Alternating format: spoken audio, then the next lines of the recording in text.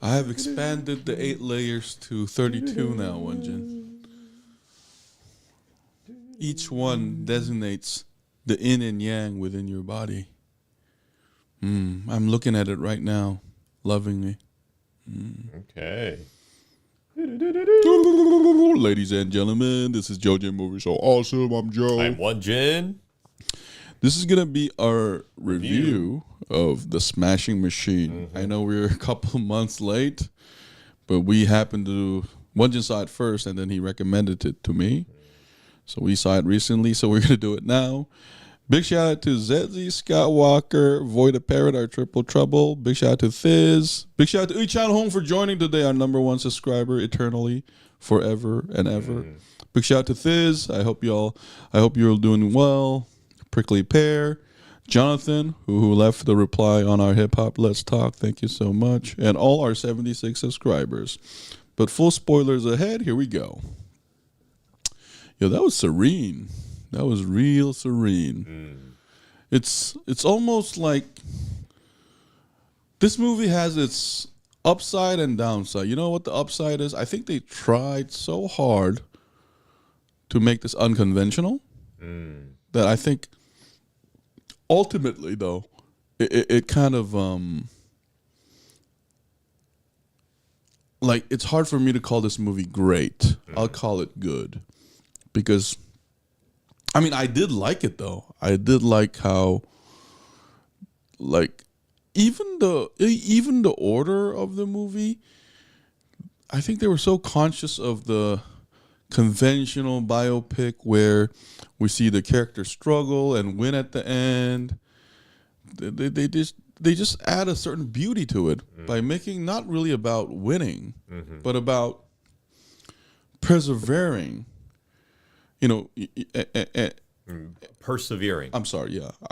And just because from the get-go, they show the demonic sides of these characters, how imperfect they are. Yet, like, the final victory isn't really about winning the tournament. Yeah. It's about just taking the punches. But, I mean, one step at a time. And that was beautiful. That was beautiful. And I didn't feel like it was a attack on Kerr's character or Don's character. I just felt like it just showed just the maybe kind of. It also kind of reminded me of the Wrestler movie, Won-Jin. Yes. The Aronofsky. Yeah. Wrestler.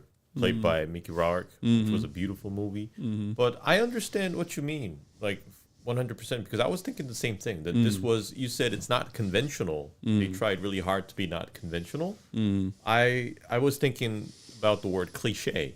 It tries to avoid cliche. And maybe because of that, it kind of cost the movie the usual satisfaction you get after watching like a biopic. But I also like the fact that this was not about the usual cliche plot where you like struggle and then you finally have your triumph, but it was more about like how to take and accept defeat.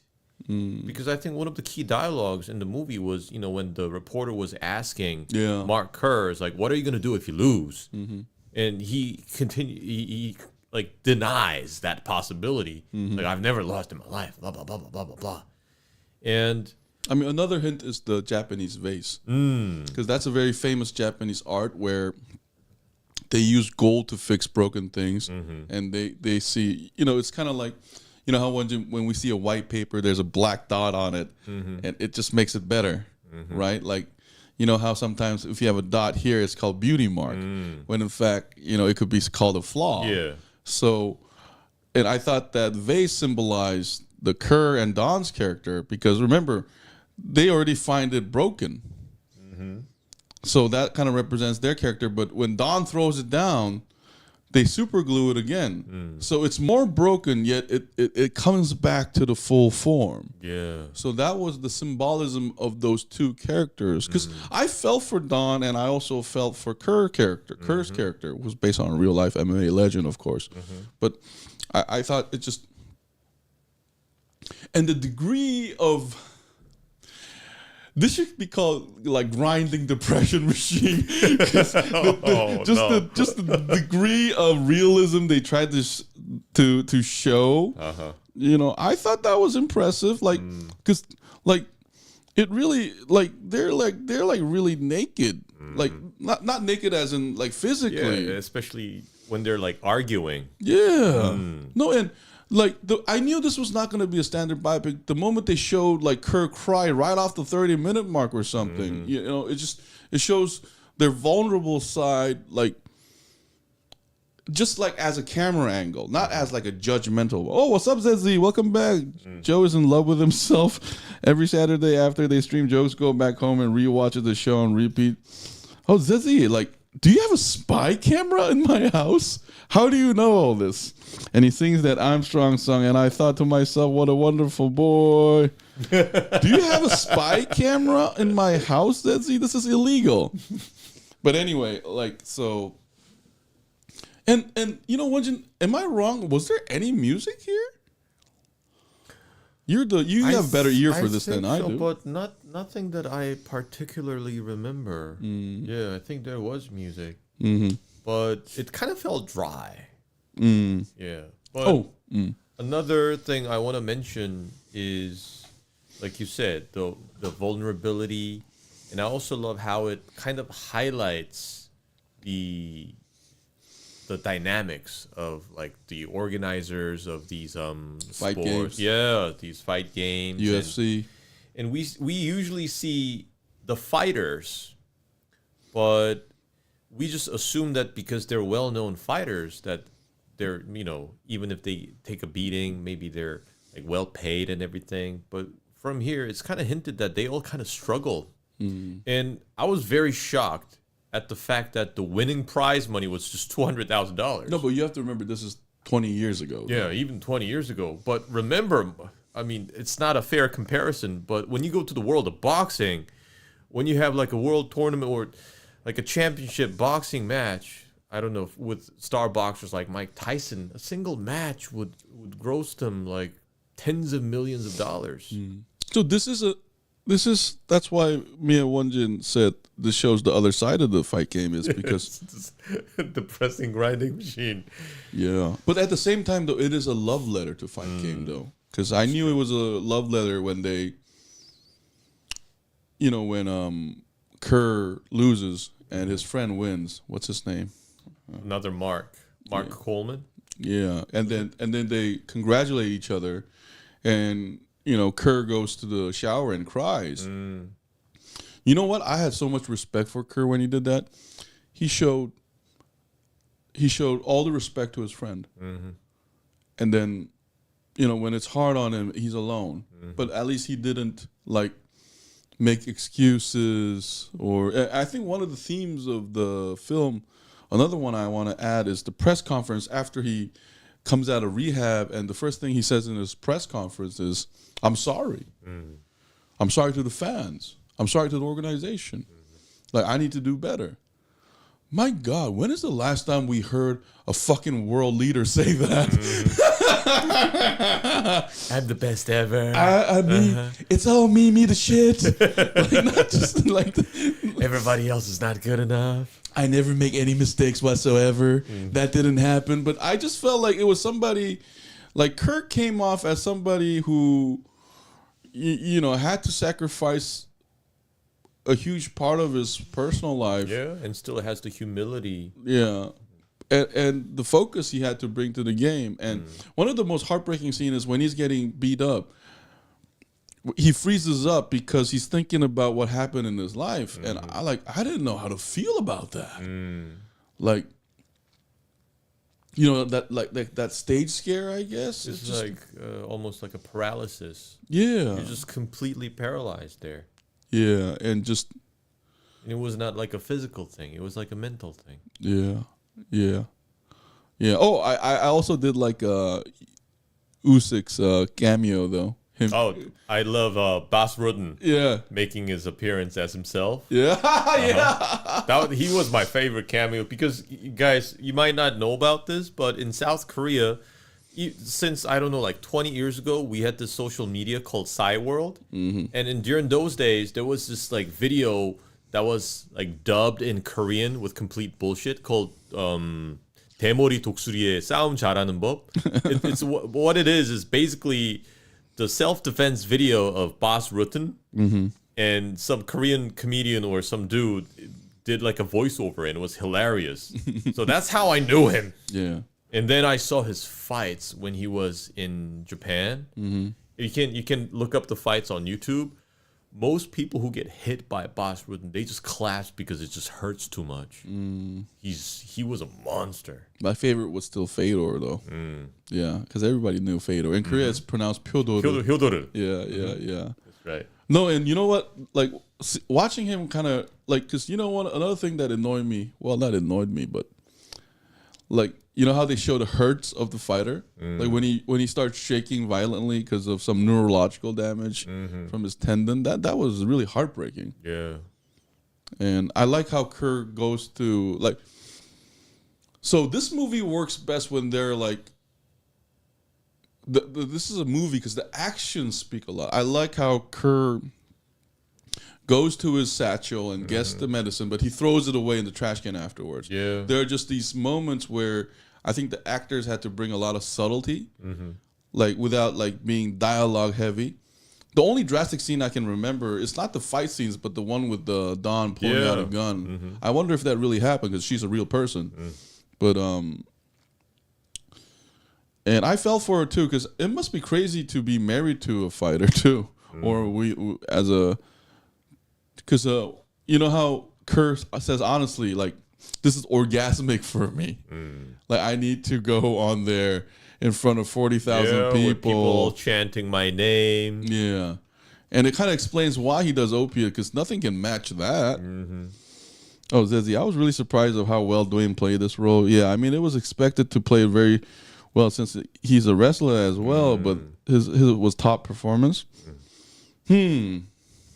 What did you think about Rock's performance, Won-Jin? I thought it was also very impressive because I think he just didn't have enough roles where he could like play show such his range. Yeah, but you know, we saw Dave Bautista in, what was it? Blade Runner, the sequel one, and we were all like kind of pleasantly surprised. We're like, oh shit, that was intense. This guy could act. And maybe this is Dwayne Johnson's role to maybe like show off like the range that he actually has. Well, I thought Emily Blunt acted better though. I mean, come on, she's Emily Blunt. Up until this point, we've seen her as like an assistant to a fashion mogul. No, and then we saw her on Edge of Tomorrow as like a fucking Joan of Arc. Yeah, and as a mother trying to defend her son in The Looper. Yeah, so we've seen her in everything. No, but like, no lie, if I didn't know her, I would have believed she's totally American. American, not American, but American. I would have believed she's American, and she acted so well. Oh, and the like. Oh, another thing I want to praise is they captured the pride that you and I, when we were like 20, we saw that. We were so used to it. You know, a lot of the kids nowadays wouldn't know what it was. But back then, you know, Pride and K1, that was the shit. No, but you know how they reenacted it so well? Like, it really looked like the real thing. Another surprise for me was they actually had... What's up? What's his name? Badahari? No. Where's Badahari? Tomoyasu Hotei. You know, the guitarist? The guy who plays the Kill Bill's super famous the Battle Without Honor. When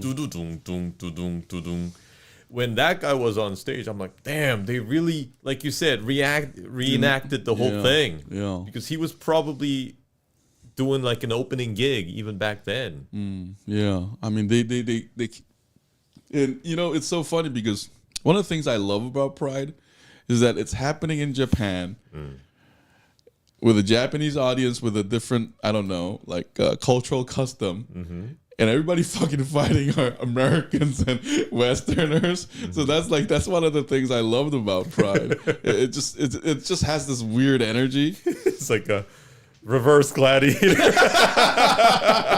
Instead of Romans capturing all these like people from other continents. Yo, he said it. I didn't say nothing. I didn't go that far. Reverse Colosseum. No, but it's funny because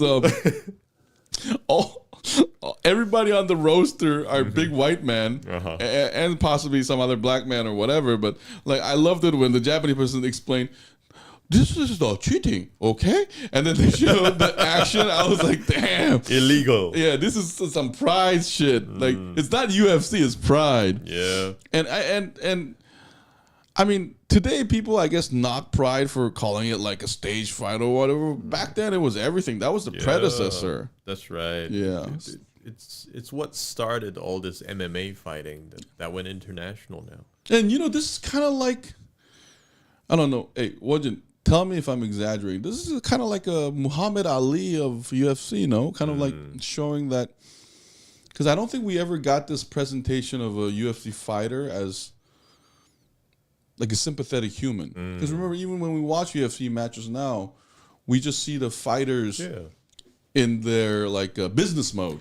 And this is like way before YouTube. Not way before, but around the time YouTube. But back then, it wasn't really a thing. So we don't really get the behind the scenes of these fighters. Nowadays, I'm pretty sure they all have their own channel and they show their, you know, like the daily lives and everything. But back then, we had no clue. Like Joe said, all we saw were the fights, and that's it. And when they go off the ring, we don't see them anymore. We don't see what they're going through. We did see like, you know, tabloidy stuff afterwards, but it was through the news. It wasn't like right now where we get a documentary of a fighter's life or stuff like that.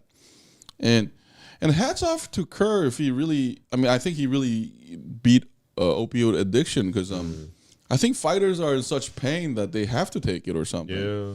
You know, because they punish themselves so much. Like, one of the interesting thing was one of the casual conversation that they had was funny to me was where, how many stitches? Just 4. And then they're like, yeah, here you go. And then like the doctor's like, yep, we got a stitch. There's a cut here. And then, you know, it's just how business-like the pain they go through is. It's like, what's the damage this time? Yeah. Kind of like matter-of-factly they speak it, but, you know, we see these fighters going through hell. You know, because, Won-Jin, let me tell you something. I would never want to get knee kicked in my head like that. That's right. Like, because I think... I mean, if you're unlucky, you could have like a permanent damage. No, but funny, you know what? They allowed eye gouging at the beginning and then they banned it. That was funny how like Kerr did it right up. No more. Yeah, no more. Yeah, no, but that's funny. That's funny. So there were charming moments in the movie. So what was your favorite part or favorite scene or favorite character, Won-Jin? I don't know. I guess my favorite scene.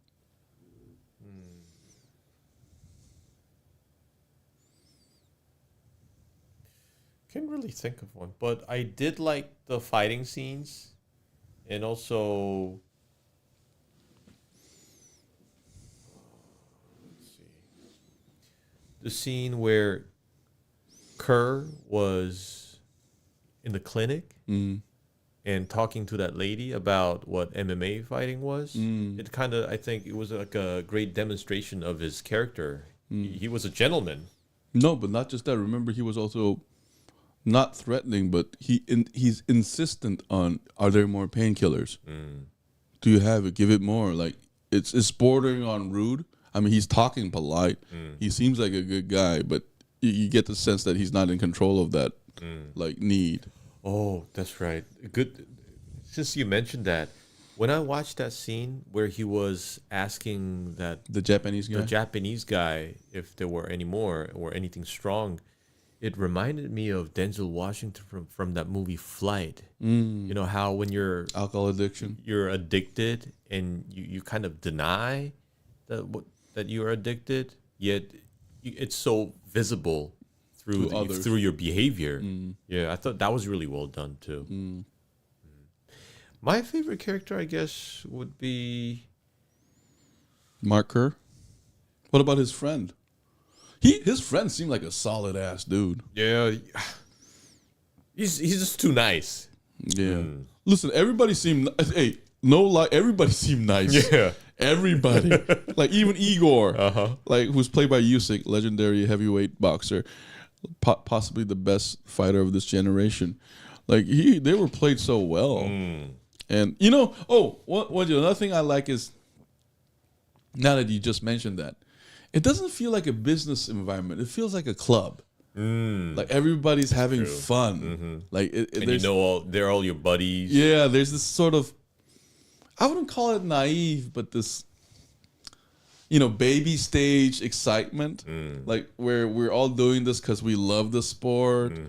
So I know Won-Jin, you mentioned money, but there's something more these people are like striving for besides money, and I think it's a great image. Yeah, it's a gentleman thing, and I like this aspect of these fights. Not just MMA, but also in boxing.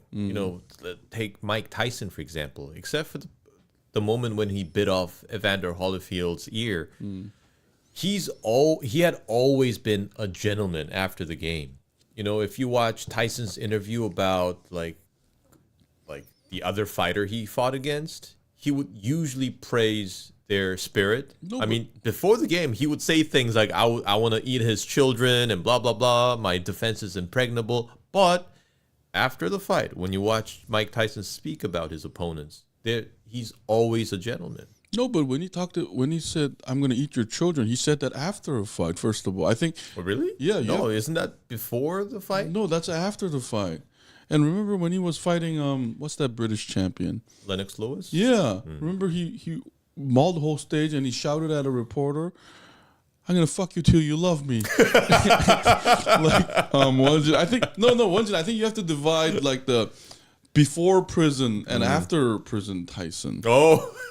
Like, because after prison, he was, I think he was, there was no filter. And and he told that reporter, I'm going to fuck you till you love me. And then he said also a lot of other things. I'm going to kiss you in your big lips.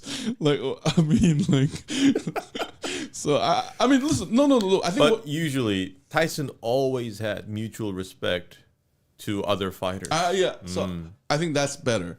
Like, because it's hard to divide. And here's another thing, Won-Jin.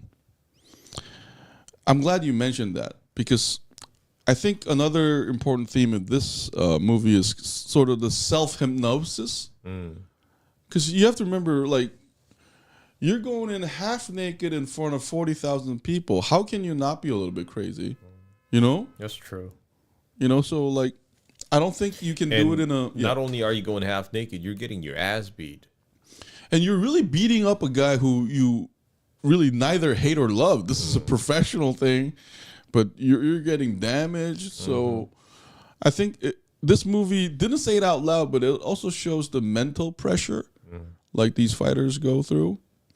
But Vase getting that tendon like shook, that was the hardest scene for me. Oh, yes. Like, I was kind of shocked. Like, I really wanted to, if anybody's an expert on this, I really want to know if like fighters go through that sort of injury where it's permanent basically, but it can come back up like that. And you know exactly what's coming. Yeah. That was like the brutal part of it, because he knew that it's going to continue for the next hour and a half. Yeah. My favorite scene was actually when Don and they had the final fight. It's just this because the moment Don appears, like everybody, Boss is like, oh fuck, like it's just I like how, again, subtle that was. Even before that, like earlier part of the movie, we do get the sense that Mark Coleman, the moment Don shows up, he's kind of concerned. But here's the thing, though. I think this is another important question the movie asks. Like, when can you divide the public and the private?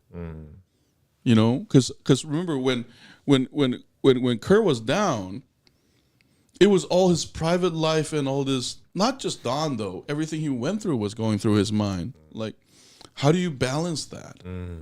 And I think the Smashing Machine shows an extreme version of what you and I go through, where we try to balance the private life and our like professional life or whatever public life you have.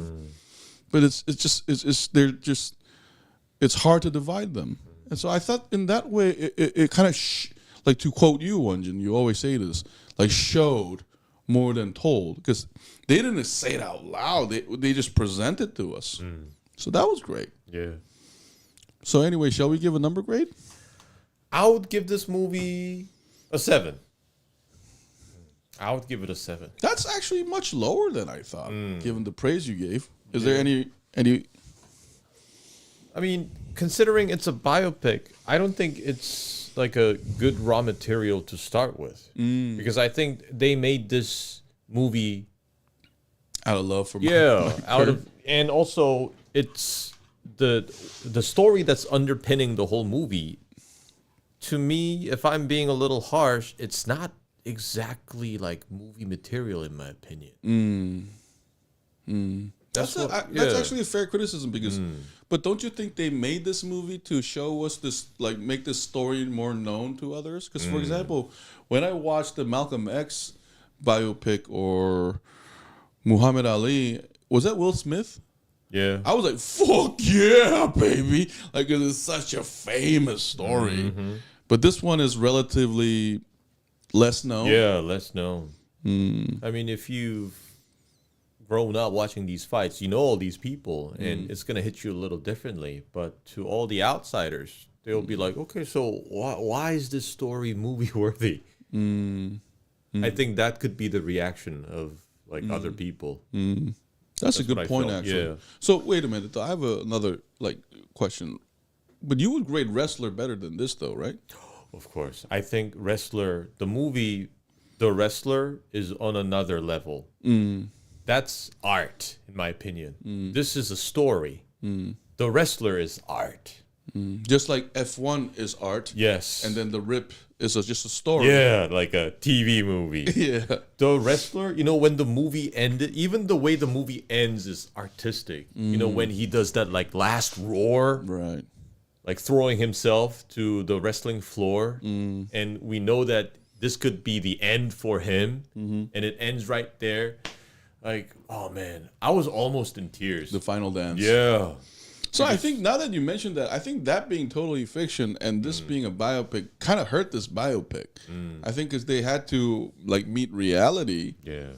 But they couldn't go that artistic step you mentioned, which I think you described. I completely agree with you. I would give it a 7.5. Was good, but it can only be watched once. Well, that's actually very honest. So I'm gonna give it a 7.5 because just a little bit higher than you because Won-Jin, you know what was so funny? Like I was never bored. It kind of reminded me. This might sound weird, so criticize me, okay? It kind of gave me like Goodfellas vibe. Oh, that's also a great point because, like you said, it gives you Goodfellas vibe. It also gave me that and also the Succession vibe. You know how like the camera's kind of like constantly like shaking and moving and stuff. It almost feels like the camera's like following you around. Yeah, what I like mean a reality by show. That, you're correct too, but what I mean by that is just I just felt like I was just taking part in their lives and watching it. Like just go through because Goodfellas one of the reasons why it's masterpieces. It has that element with the artistic stuff you just mentioned. But here, I was just there and watching it go like smooth sailing about this life. And another thing I appreciated about this movie was it didn't do much time jump. It was just like chronological. Kind of like Training Days, but not a day, but here like a set period of time. It just made me easy to follow and swallow. So I like that about it. That's what I think I mean by serenity. Because remember, when we watch Goodfellas, there is a serenity. Yeah. Like these people love it. And then suddenly, and then back to serenity, right? Let's eat some spaghetti and meatball. Like, you know, because this one is minus that violence. So I gotta... So I don't know if that's editing, but I gotta praise that aspect. Like I just love but I think they should have had a different title. Instead of the Smashing Machine. Yeah, because when I hear Smashing Machine, I'm thinking of Hulk.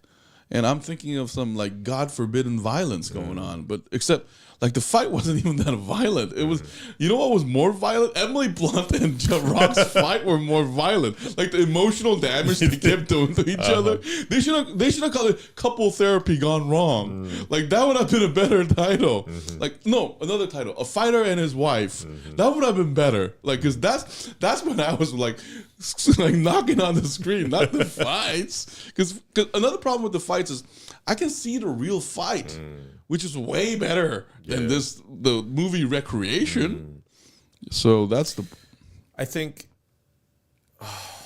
like a good example of a biopic like this one in a very similar style would be, I forgot the title, but what's that movie where Christian Bale plays that junkie former boxer? Oh, I know with this. Mark Wahlberg. Yeah, I know the brothers thing. Yeah, because that was a great one. But that was totally fiction, though. Was it? Wait, was it a biopic? That was based on true story. Oh, really? Mickey, yeah. Oh, you're right. No. That was good. No, but I think that was not anti-biopic. That was totally biopic. Hold on. I think that one embraced the cliches, though. No, I think because that also. Hold on. No, but that one. Oh, that was called The Fighter. Yeah, no, but that one embraced the cliches. So, but because I think that movie was not going for any awards, whereas Smashing Machine definitely had award in mind. Yeah, because there he had his chance at redemption at helping his little brother. Yeah, win his game. So I guess I forgot the real boxer's name, but that story I think was more movie worthy. Yeah, as a biopic. But here's the thing, though: this movie, intentionally was trying to avoid that because that one had climaxes and shit, and it had like, because the fights here was realistic though. There's no slow-mo here. There's not even. There's none of that. But that one had it, I think. That had the camera angle that made it more movie-like. Here, the camera angle was more like the spectator of a real fight. Except the real fights are way better than in the movie. So anyway, I think JoeJinMovieSoAwesome gives this a 7.25. Yeah, it was a solid movie. But as ZZ said, am I going to watch it again? Not really sure. But anyway, guys, we're going to take a short break and finally do our Let's Talk session. This has been JoeJinMovieSoAwesome. I'm Joe. I'm Won-Jin. We'll see you guys in a bit. Bye. And before you forget, let me remind you again, watch the Boss Rutten self-defense video on YouTube. And you can learn how to quickly escalate like a casual argument into like a first-degree murder. Thank you. That is not self-defense. Thank you for sharing that once. It's full on offense. Now I must bind your 32 layers into one to prevent you from causing havoc. Bye. Boss